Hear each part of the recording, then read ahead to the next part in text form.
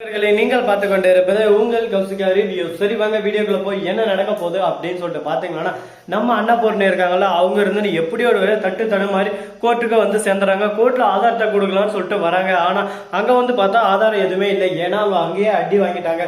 ஆனா அவங்கள பொறுத்த வரைக்கும் அடி வாங்கின மாதிரி ஒரு ஃபீல் இல்லைங்க. ஏதோ தலைவலி வந்து மயக்கம் போட்ட மாதிரி. ஏன்னா ஆல்ரெடி அவங்களுக்கு தலையில அடிபட்டு இருக்குல்ல, அதனால அந்த ஞாபகத்துக்கு போயிட்டாங்க. எழுந்து பார்க்குறோம் எந்த ஒரு சுயநினைவும் இல்லை, மயக்கம் போட்டுக்கிறோம்னு சொல்லிட்டு அங்கே வந்து பார்த்தா ஆதாரத்தை காணும். உடனே கோர்ட்டில் ஒரு பக்கம் எங்கள் நேரத்தால் வீணடிச்சுன்னு இருக்கீங்களா, என்ன இப்படியெல்லாம் பண்ணிருக்கீங்க அப்படி இப்படின்னு சொல்லிட்டு திட்ட ஆரம்பிச்சுறாங்க. மேடம் கண்டிப்பாக நான் எட்டினேன் மேடம், இதில் தான் மேடம் இருந்துச்சு அப்படின்னு சொல்லிட்டு அவங்களும் எவ்வளோ முடிஞ்ச அளவுக்கு நம்ம அண்ணன் வாக்குவாதத்தில் ஈடுபடுறாங்க. என்னதான் ஈடுபட்டாலும் ஆதாரம் இல்லாமல் அங்கே எதுவுமே நம்ம பேச முடியாது. கோர்ட்டு நேரத்தை வீணடிச்சதுக்காக உங்களுக்கு 25,000 அபராதம் அப்படின்னு சொல்லிட்டு அன்னபூர்ணி மேலே கேஸை போட்டு அன்னபூர்ணி அனுப்பிச்சு விட்டுறாங்க. உடனே அந்த இடத்துக்கு கொடிக்காத்தான் குமரன் அப்படின்ற போல கொடிக்காத்தான் நம்ம தலையும் வராரு. யாருன்னு சொல்லிட்டு பார்த்தா வக்கீல் தாங்க.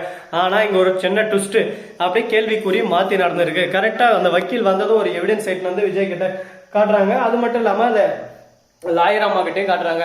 வக்கீல் வாங்கி ஜட்ஜ் அம்மா பார்த்ததும் உடனே என்ன சொல்றாங்க அப்படின்னு சொல்லிட்டு பார்த்தீங்கன்னா, அதை பார்த்ததும் விஜய் நிரபராதி அப்படின்னு சொல்லிட்டு ஆதாரத்தோட நிரூபிக்கப்பட்டுச்சு. அது மட்டும் இல்லாம எல்லா இதுக்கும் ஷேரிங் எல்லாம் போய் சேர்ந்துருச்சு. இனிமே எந்த ஒரு பிரச்சனையும் இல்லை அப்படின்னு சொல்லிட்டு நோட்டிபிகேஷன் வந்துட்டு இருக்கு. அதை பார்த்தா ஷாக் ஆயிடுறாங்க. ஒரு பக்கம் என்னடா கேஸ் போயின்னு இருக்கு, என்னடா இங்க இப்படி ஆயின்னு இருக்கு அப்படின்னு சொல்லிட்டு உடனே அது மட்டும் இல்லாம இது மொத்தத்தையும் பொண்ணதும் எல்லாமே நம்ம ராஜேஸ்வரி தாங்க. இந்த இடத்துல இன்னொரு ட்விஸ்ட் வச்சிருக்காங்க. அது மட்டும் இல்லாம தான் புருஷனை வேணுமென்னே ஜெயிலில் தள்ள பார்த்தது மல்லி தான். ஃபுல் அமௌண்ட்டும் மல்லி அக்கௌண்ட்ல தான் இருக்கு அப்படின்ற ஆதாரமும் தெரிய வந்துருச்சுங்க. மல்லி காசு கொடுத்து வக்கீல யாரும் வரவிடாம செஞ்சதும் தெரிய வந்துருச்சு அப்படின்னு சொல்லிட்டு ஜட்ஜ் அம்மா சொல்றாங்க. இதனால மல்லிய கைது செய்யணும்னு சொல்லிட்டு சொல்றாங்க. உடனே நம்ம விஜய் தானே வேணாம், அவங்கள விட்டுருங்க, எந்த ஒரு கைதும் வேணாம் அப்படின்னு சொல்லிட்டு சொல்றாங்க. உடனே நம்ம விஜய் ஒரே குழப்பத்துல இருக்காரு. மல்லி இந்த மாதிரி பண்ணாலும் அப்படின்னு சொல்லிட்டு, ஏன்னா ஆதாரத்தோட அங்க நிரூபிக்கப்பட்டுச்சு. நம்ம ராஜேஸ்வரியோட பிளான் என்னன்னு சொல்லிட்டு பார்த்தீங்கன்னா, இந்த சொத்து அவங்க அடிக்கிறது இந்த பிளான். இந்த மாதிரி எந்த ஒரு ஐடியாவும் இல்லைங்க. அவங்கள பொறுத்த வரைக்கும் மல்லியை ஒரே அடியா போட்டு தள்ளணும், இல்லைன்னா அந்த வீட்டை விட்டு துரத்தணும், விஜய் கையால கழுத்தை பிடிச்சி வெளியே தள்ளணும், அந்த மாதிரி பண்ணணும்னு சொல்லிட்டு ஒரு எண்ணத்தோட இருந்தாங்க.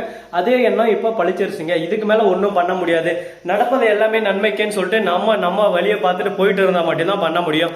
அதே மாதிரி நம்ம விஜய் இருக்காருல, மல்லி ஒன்று எந்த அளவுக்கு நான் உயரத்துல வச்சிருந்தேன், ஆனா நீ இப்ப கால் மட்டத்துக்கு போயிட்டு கேவலம் சொத்துக்காக இந்த மாதிரி எல்லாம் பண்ற பத்தியா. என் அக்கா தம்பி இந்த உறவாவே பிரிக்க பாக்குறேன்.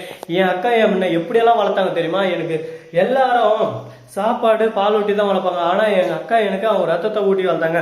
அந்த அளவுக்கு என் மேல பாசம், என்ன தாங்கினாங்க. அப்படிப்பட்ட என் அக்கா என்னோட சொத்தெல்லாம் எடுத்துக்கிட்டு அவங்க வெளியே போறாங்க. இதெல்லாம் அவங்க சொத்து, அவங்க சாம்ராஜ்யம், அவங்க உருவாக்குற சாம்ராஜ்யம் அவங்களுக்கு தான் சொந்தம். எனக்கு எப்படி சொந்தமாகும்? அதை கேட்டா நானே கொடுத்துருவேன். எங்க அக்கா அந்த மாதிரி என்னைக்கும் பண்ண மாட்டாங்க.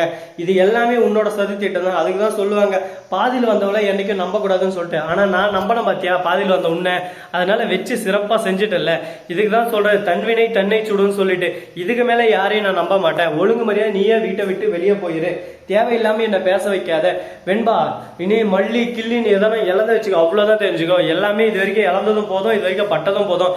அம்மாவும் தேவல ஒரு அவரை கொட்டையும் தேவல நடு போலாம் வீட்டுக்கு அப்படின்னு சொல்லிட்டு வெண்பாவை இழுத்துன்னு வராரு. உடனே நம்ம ராஜேஸ்வரி மல்லி கிட்ட போய், என்ன மல்லி சௌக்கியமா? நான் தான் சொன்னேன்ல இந்த சொத்தெல்லாம் எடுத்து நான் கோடீஸ்வரி ஆகிறேன், இந்த சொத்தை எடுக்கிறேன் அப்படி இப்படின்னு சொல்லிட்டு உனக்கு தெரிஞ்ச மாதிரி பிளான் பண்ணதே இதுக்காக தாண்டி. என் தம்பியை இந்த மாதிரி சிக்க வச்சு நானே அவனை வெளியே வர வச்சு அடுத்த செகண்ட் முன்ன அந்த வீட்டை விட்டு அவங்க கழுத்தை பிடிச்சி தள்ள வைக்கிறதுக்காக தான் இவ்வளோ மாஸ்டர் பிளானும் நான் போட்டேன்.